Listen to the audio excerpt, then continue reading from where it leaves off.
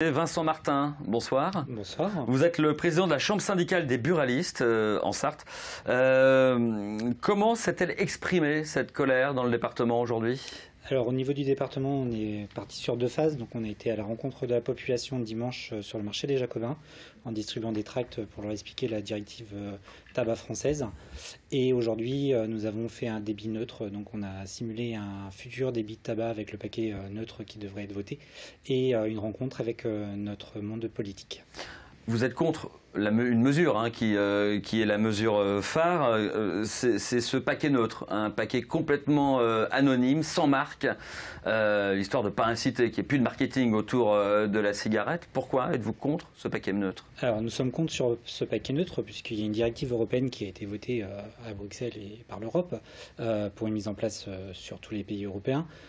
L'État français souhaite changer cette directive et aller plus loin que ça, ouais. Donc nous on est contre puisqu'on se dit qu'avec ce paquet neutre qui arriverait en France et seulement en France, on aurait encore une contrebande et une contrefaçon qui arriverait sur notre pays. L'Europe veut que les images chocs sur les paquets de cigarettes correspondent à 65% du paquet, contre une trentaine de pourcents aujourd'hui. Anonymer malgré tout le paquet, la cigarette, c'est ne pas faire de pub pour les cigarettes. Alors c'est peut-être meilleur pour la santé, c'est moins bon pour le commerce. C'est tout à fait ça. Après, la difficulté, c'est que dans la rue, actuellement, il y a 26% de paquets qui sont vendus autrement que sur le réseau français, sur le réseau des buralistes. Le risque avec le paquet neutre, c'est qu'on montre au moins entre 33 et 50%.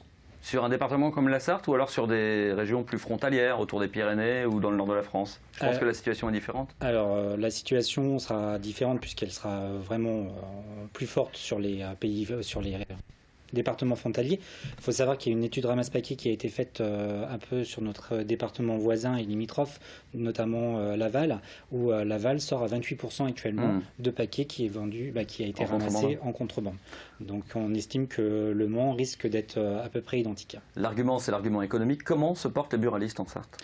Alors les buralistes en Sarthe se portent très mal puisque nous avons déjà perdu 80 débitants depuis 10 ans, donc 14 en 2014 et depuis le début de l'année, nous avons eu 8 fermetures provisoires, donc 2 définitives.